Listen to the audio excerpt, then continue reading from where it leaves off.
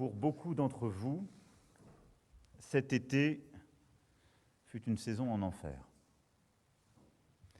L'enfer des flammes, de la fatigue, de la désolation. En Gironde, plus de 30 000 hectares de forêt ont été détruits. À la teste de bûche, des milliers d'arbres centenaires ont été réduits à néant. Les habitants ont vu le crépi de leurs maisons roussir, certaines d'entre elles disparaître. Et pour avoir accompagné beaucoup d'entre vous dans ces moments si difficiles, ce fut à chaque fois l'angoisse, le déchirement, l'inquiétude. À Landiras, la nuit, les pins étaient des torchères et le jour des murs d'étincelles. Le feu s'enfouissant ensuite dans la tourbe, nous nous en souvenons. Et je salue la présence de tous les élus qui ont été tant et tant engagés durant ces semaines. Et pendant ces nuits de bataille, les pompiers ne dormaient plus, les agents des services de l'État et des collectivités territoriales pas davantage.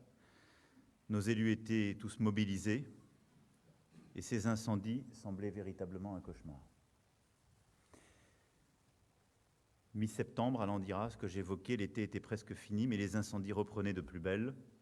Le feu sautait par bonds à la faveur du vent dans une chaleur étourdissante. Mais ce que j'évoque là comme une saison en enfer, c'est ce que nous avons vécu en Gironde, donc, mais également au cours de l'été en pleine Bretagne, les monts d'Arrée s'embrasaient, transformant des landes fleuries en paysages livides. Dans le Jura, frappé aussi en plein mois d'août. Dans le Gard, dans les Bouches-du-Rhône, et vous êtes toutes et tous ici rassemblés, où des hectares ont disparu dans les flammes. Et je n'oublie pas évidemment les Landes, la Sarthe, tant et tant de départements qui furent moins durement touchés que les vôtres, mais profondément aussi.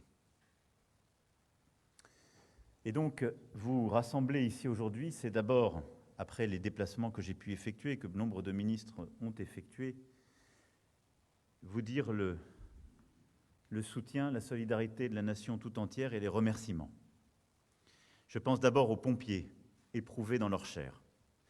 Et je pense en particulier à la mémoire de deux d'entre eux, disparus cet été, le commandant Pascal Allaire en Loire-Atlantique et le lieutenant Martial Morin dans les Bouches-du-Rhône. Ils ont payé de leur vie leur engagement exceptionnel et la nation s'incline devant leur sacrifice et se tient aux côtés de leurs proches. Le ministre, et je l'en remercie, était aux côtés des familles et des collègues, constamment et comme toujours.